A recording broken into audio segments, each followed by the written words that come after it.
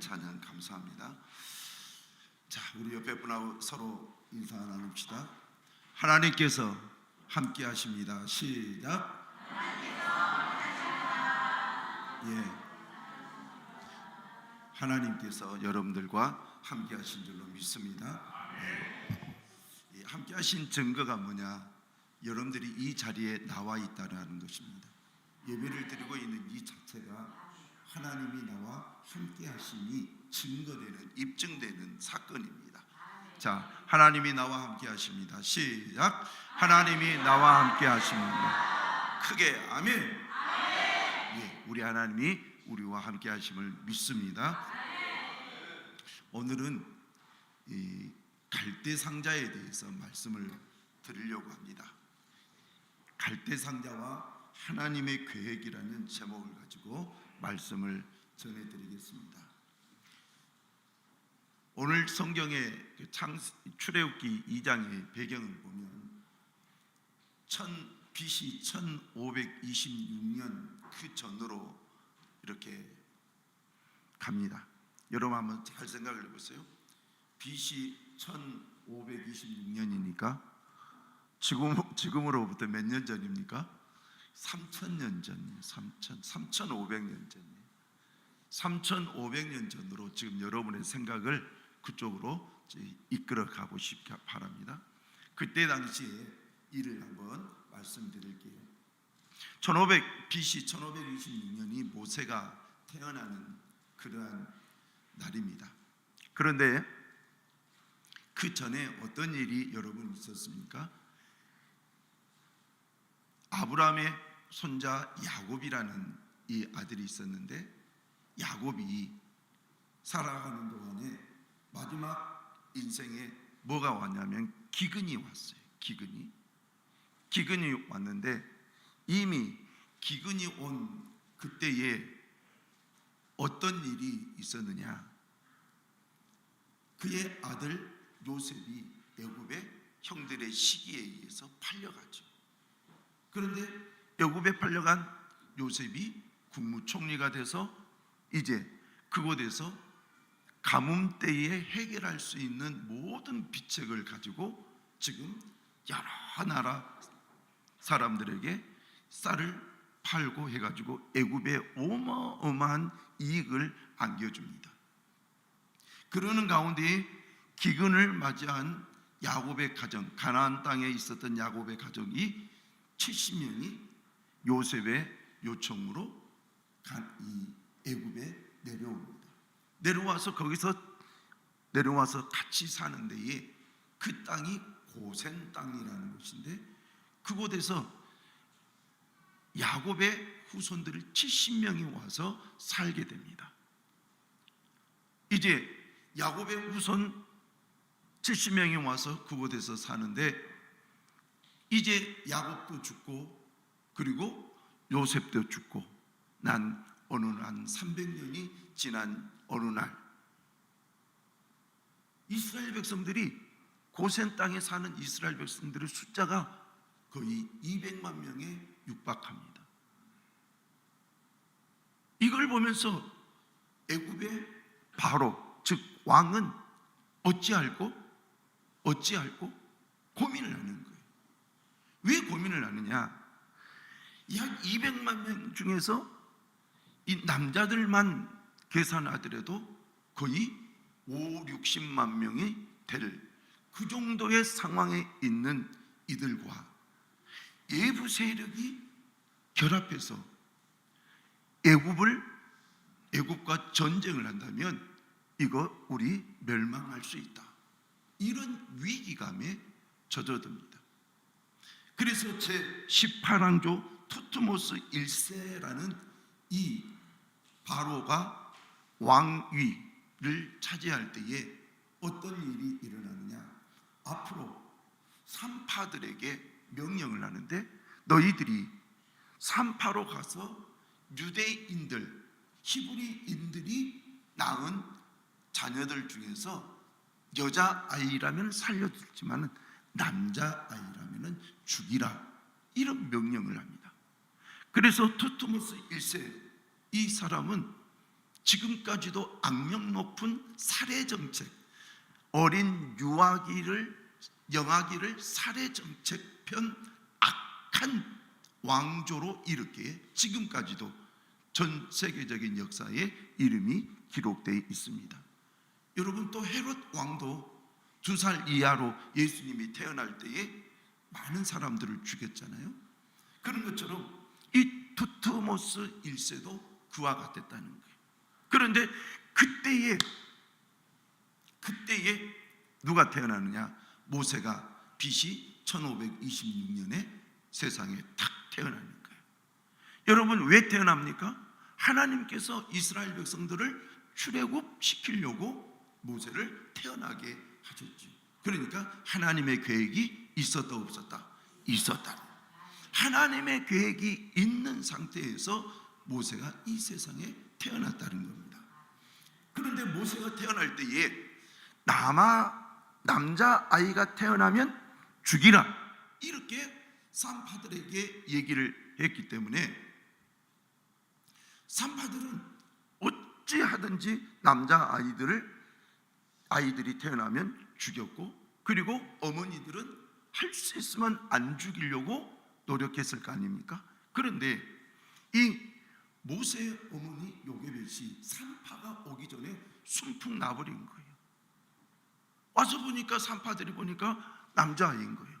그런데 낳은 이 아이를 이제 죽일 수는 없었던 거예요. 그래서 이제 내버려 두는데, 이 모세의 아버지가 아므람이라는 아버지 이름이고 어머니가 요게벳인데, 이 둘이 3개월 동안 아이를 잘 보살핍니다. 3개월이라는 이 숫자는 여러분들도 어머니 아버지가 되어 보셔서 아시겠지만 아이의 울음소리가 크지 않아요. 울어도 아이의 울음소리가 크지 않아요. 3개월이 지나면 그때부터는 아이들의 울음소리가 정말 담장 밖에를 몇 개를 넘어서 울면 와 하면은 몇 개를 뛰어넘는 거예요. 제가 그랬잖아요. 제가 어렸을 때 우니까 온 동네가 시끄러워 조용히 해. 그런데 여러분, 3개월은 울어도 별로 크게 담장 밖으로 나가지 않은 그 정도의 개월이에요. 그때까지 숨겨놓고 난 뒤에 어머니 요게벳, 아버지 아므람이 생각하기를 우리 더 이상 숨길 수 없다. 그러면서 그러면 어떻게 할까? 어떻게 하기는 하나님께 맡겨야죠.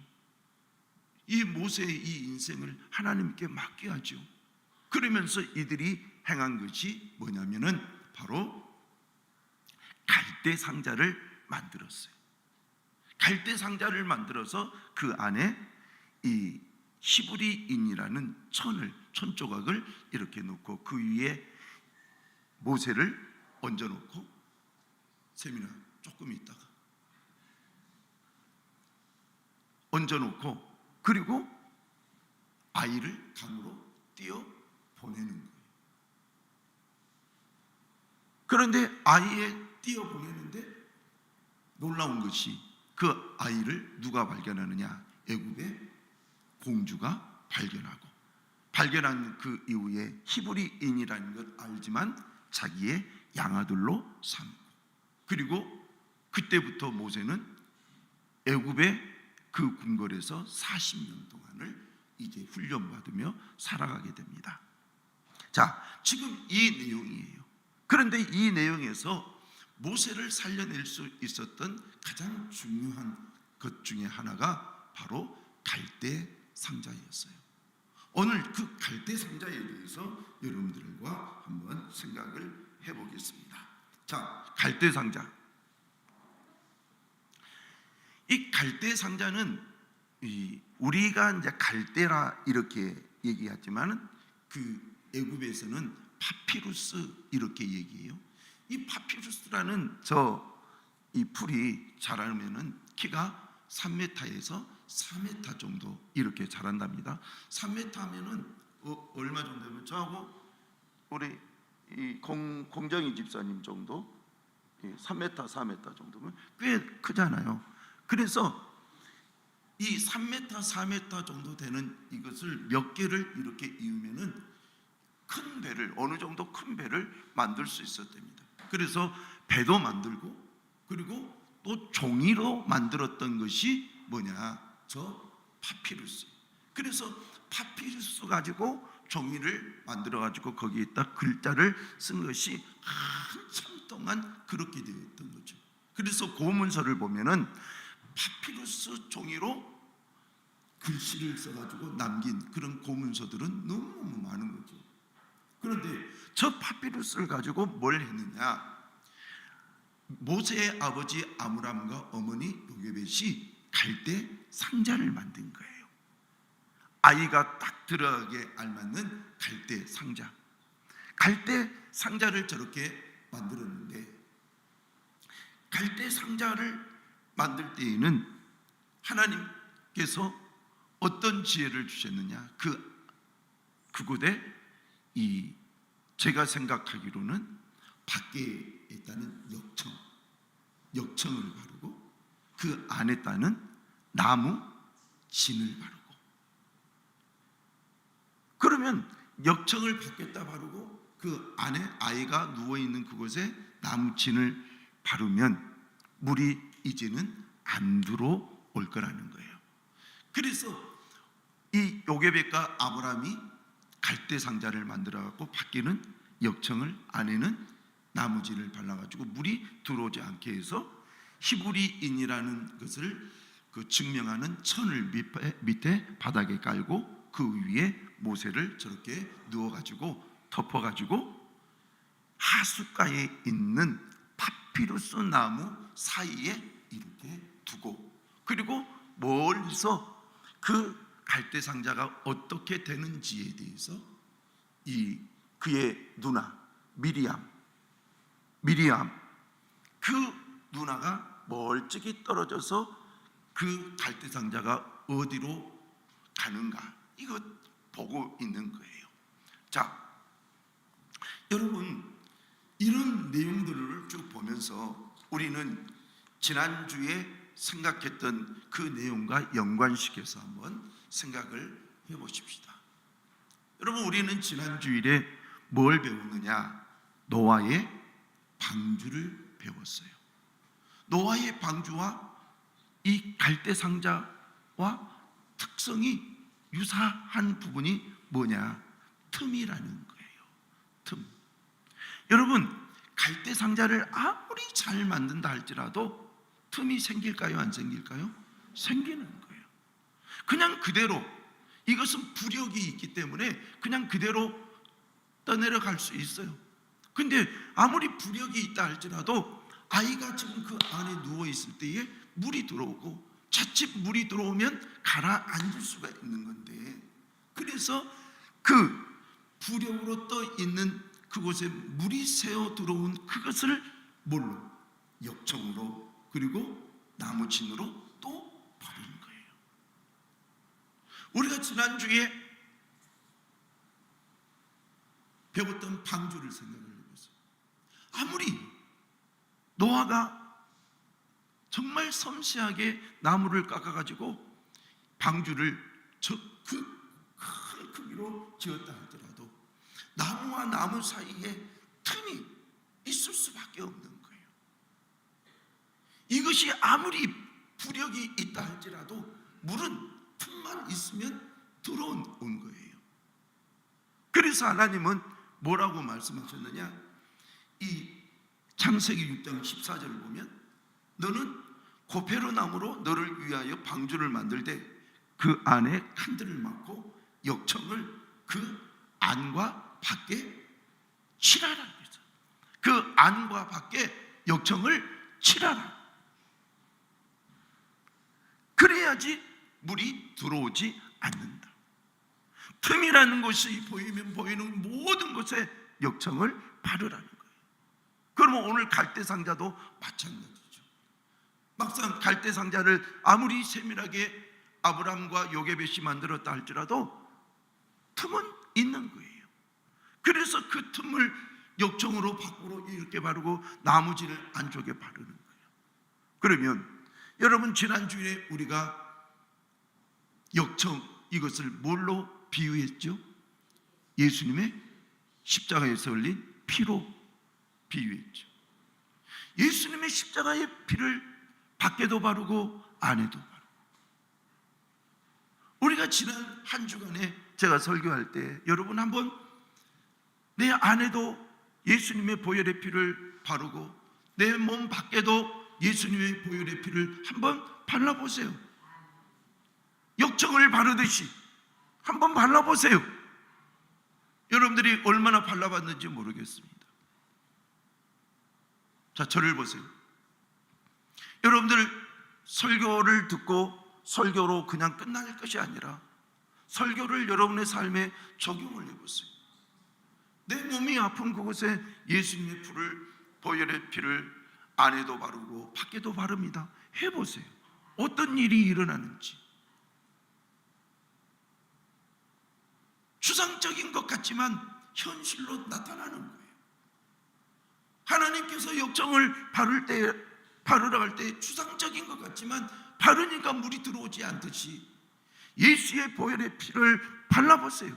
여러분들이 생각을 하면서 바르십시오. 밖에도 바르고 여러분의 안에도 바르고 한번 발라보세요. 어떤 일이 일어나는지. 오늘 120년 동안 노아가 아무리 정밀하게 노아의 방주를 만들었다 할지라도 그 사이에는 틈이 있다는 거예요. 틈. 여러분, 이 틈을 저는 지난주에 우리 인생의 연약함 그랬어요. 아무리 훌륭한 사람도 틈이 있는 거예요. 저 사람은 틈이 없을 것 같다? 아니요. 틈이 얼마나 있는지 몰라요. 저는 훌륭한 목사님들을 이렇게 뵙잖아요. 가서 보면 우리는 그분들과 멀리 떨어져 있을 때는 틈이 안 보여요. 근데 가까이서 보면 틈이 보여요. 그것이 뭐냐? 인간이라는 거예요. 연약함이라는 거예요. 인간은 깨어지기 쉬운 질그릇과 같은 존재라는 거예요. 그래서 우리는 하나님 앞에서 연약한 존재. 그래서 예수의 보혈의 피를 바르고 또 바르고 이 성경에 있는 이 말씀을 잘 적용해서 우리의 삶에 한번 살아가 보자라는 겁니다. 저는 여러분들이 꼭 그렇게 하기를 축복합니다. 그러면 이 갈대상자도 마찬가지잖아요. 갈대상자도 우리 인생과 이 비교해서 생각할 수 있어요. 이 갈대상자, 지금 내 아들을 살리기 위해서 아므람과 요게벳이 만들었지만 아무리 그들이 요밀조밀 섬세하게 만들었다 할지라도 결국 틈을 메꿀 수는 없는 거예요. 그 틈을 메꿀 수 있는 유일한 방법은 역청을 바르고 그리고 나무진을 바를 수밖에 없는 거예요.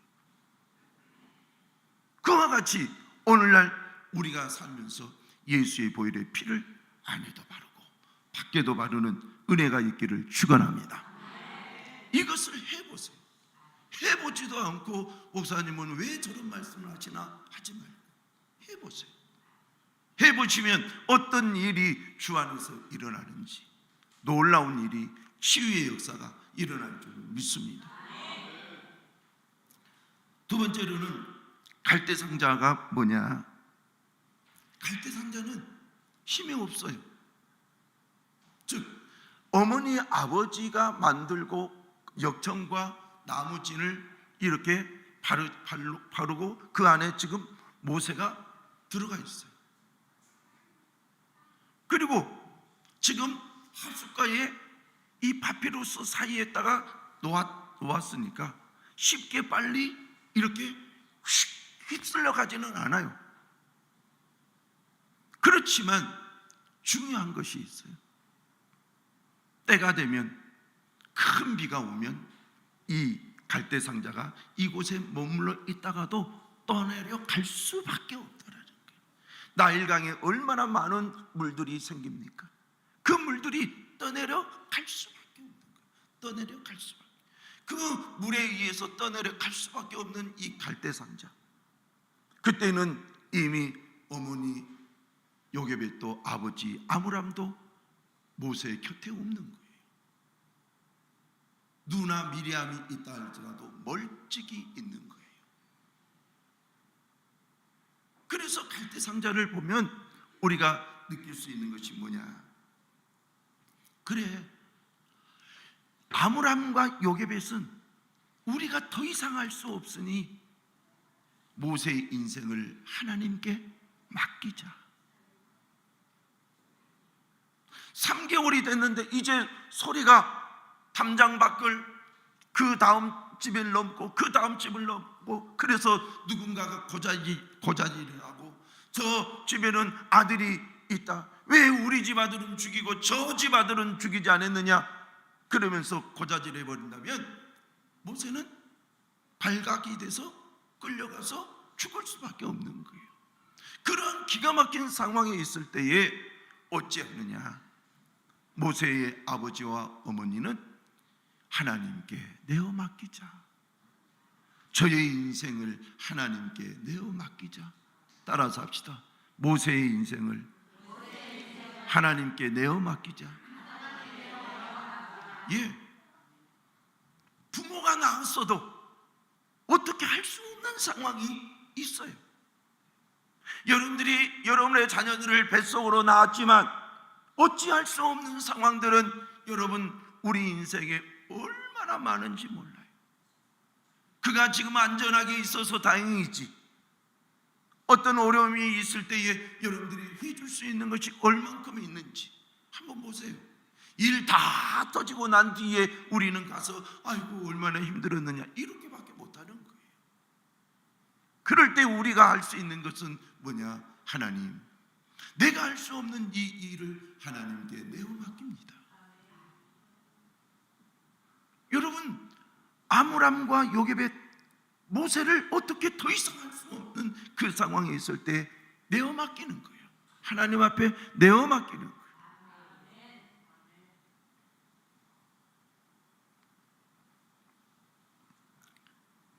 갈대상자, 갈대 파피루스 사이에 있어서 지금 당장은 안 떠내려가지만 물이 더 많아지면 둥둥둥둥 내려갈 것입니다. 평탄한 물이라면 평탄하게, 거센 물이라면 거센 속에서 정말 위험한 상황에서 떠내려갈 것입니다. 그저 떠내려갈 겁니다. 여러분, 노아의 배도 마찬가지입니다. 하나님께서 물로 심판하시려고 작정하시고 비를 내리셨어요. 40일 낮과 밤을 하늘에서도 물을 내리시고 이 땅에서도 물이 나오게 하시고, 그래서 온 지면에 물이 충만하게 될 때에 산꼭대기에 있었던 노아의 방주가 이렇게 떠요. 노아의 방주가 이렇게 뜨는데 노아의 방주에는 사람이 저을 수 있는 노가 없다는 거예요. 사람이 바람이 부니까 이 바람, 그것을 이용해 볼까? 돛대도 없다라는 거예요. 노도 없고 돛대도 없고 방향키도 없는 거예요. 그냥 방주, 큰 배만 하나님께서 만들라는 거예요. 40일이 지나서 산꼭대기에 있었던 배가 둥 떴어요. 그리고 150일 동안 둥둥 떠다니면서 아라랏산에 딱 머무는데, 그 150일 동안 그 어마어마한 물결 가운데 이들은 요동치면 요동치는 대로 내어 맡겨진 거예요. 이것이 인생이라는 거예요. 이것이 우리 하나님은 이 방주를 통해서 우리에게 말씀하시고자 하는 것은 뭐냐? 네 인생의 그 거친 파도, 네가 방향키를 만들 수도 없고 돛대도 없고 어떤 것도 네가 할 수 없는 그때에 너 걱정하지 말아라. 내가 너를 인도하마. 내가 너를 인도해 주마. 너의 힘이 어떤 부분에 보내서 그냥 너는 그 안에, 방주 안에 그냥 웅크리고 있는 거예요. 아니면 하나님께서 우리를 안전하게 인도하실 것이니까 자유롭게 있든지.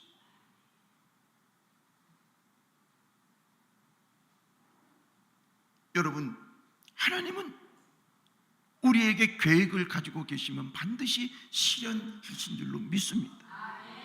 그러면 하나님의 계획이 이루어질 때에 늘 평탄하냐? 아니더라는 거예요. 예수님께서 제자들에게 배 저 건너편으로 가라 그러니까 배를 저어가면서 가는데 갑자기 큰 풍랑이 일어났잖아요. 우리의 일반적인 상식으로는 예수님께서 배를 저어서 저 갈릴리 반대편으로 가라 했으니 예수님의 말씀 순종하면 그냥 순탄한 바람만 불어야 되는데 광풍이 부는 거예요. 광풍이. 그러나 주님께서 제자들과 함께 하잖아요.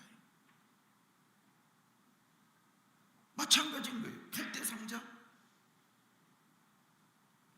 정말 아버지 어머니도 없는 상태, 힘없는 누나 미리암이 저 멀찍이 지금 갈대상자를 바라보고 있을 뿐인 거예요. 그러나 하나님의 손길을 보세요. 그때 마침 목욕하러 왔던 바로의 공주의 눈에 띄게 하시고, 그리고 띈 그 아이를 가져다 보니까 히브리인이지만 너무 준수하게 보인 거예요.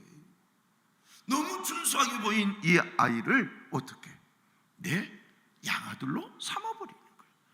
그리고 안전하게 40년 동안 바로의 궁궐에서 살게 하신 거예요. 여러분, 이것이 하나님의 계획하심인 줄로 믿습니다. 그래서 우리는 하나님의 갈대상자와 같은 그곳에 있는 내 인생이라 할지라도 두려워하지 마십시오. 시간이 지나면 하나님께서 여러분들을 완전히 모세와 같이, 그리고 방주와 같이 안전하게 멋지게 사용하시고 인도하실 줄로 믿습니다. 이것이 하나님께서 하신 말씀이에요. 그러면 성경을 한번 보십시다. 시편 37편 5절은 우리에게 뭐라고 말씀하시는가? 시작. 내 길을 여호와께 맡기라.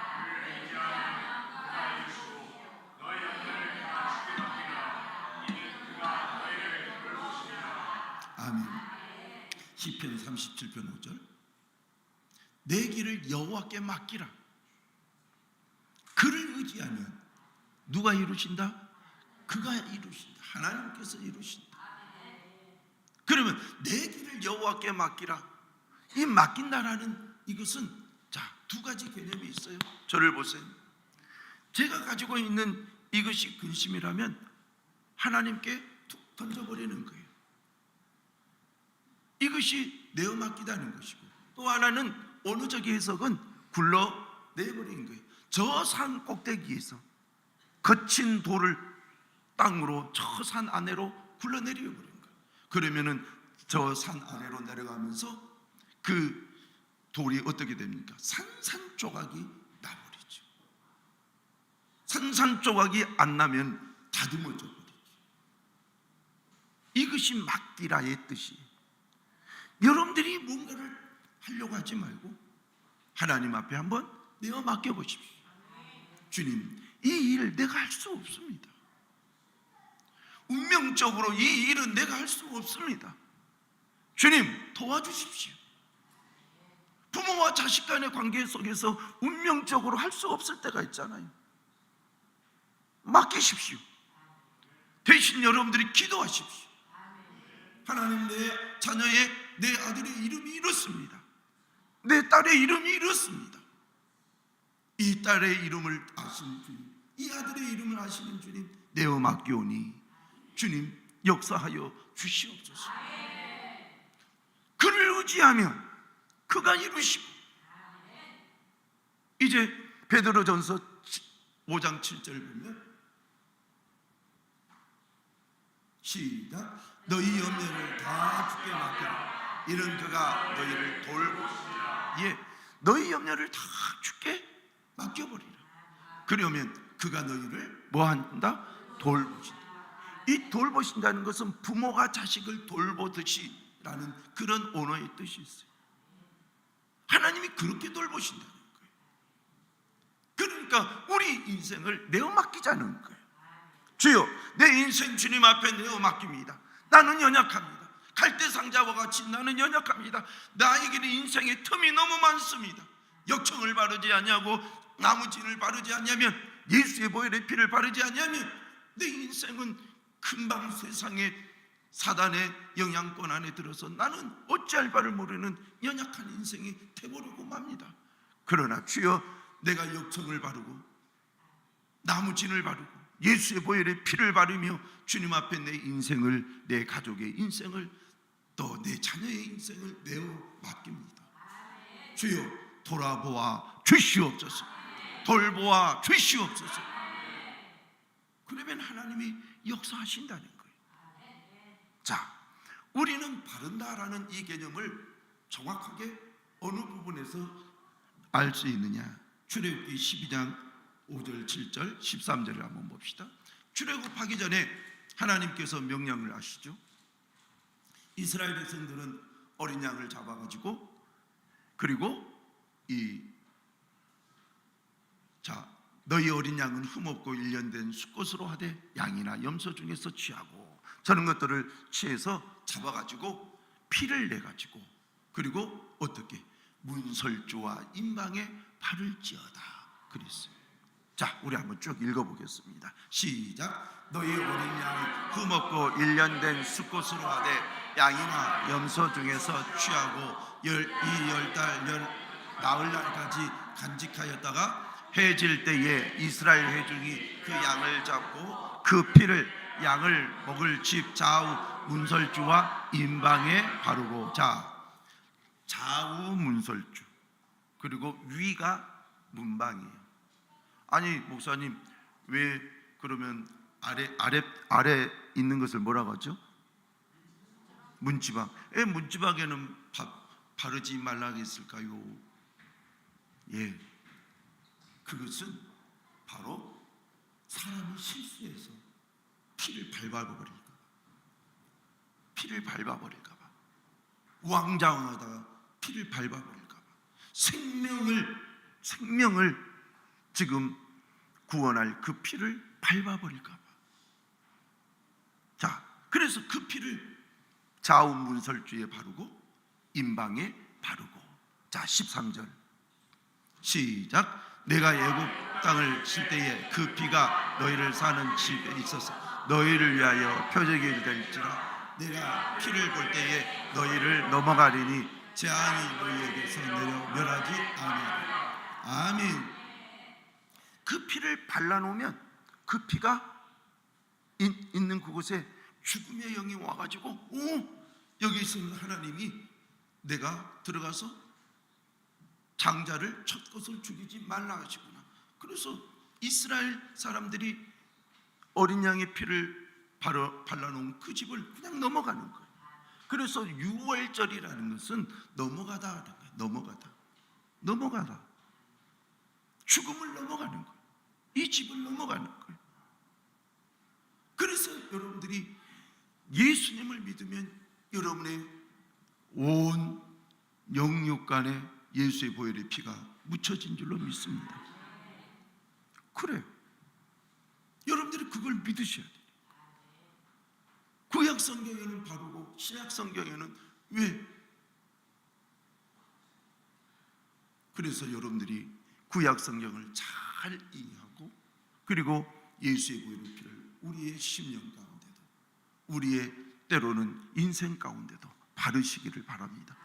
언어를 가지고 발라보세요. 어떤 일들이, 기적들이 일어나는지.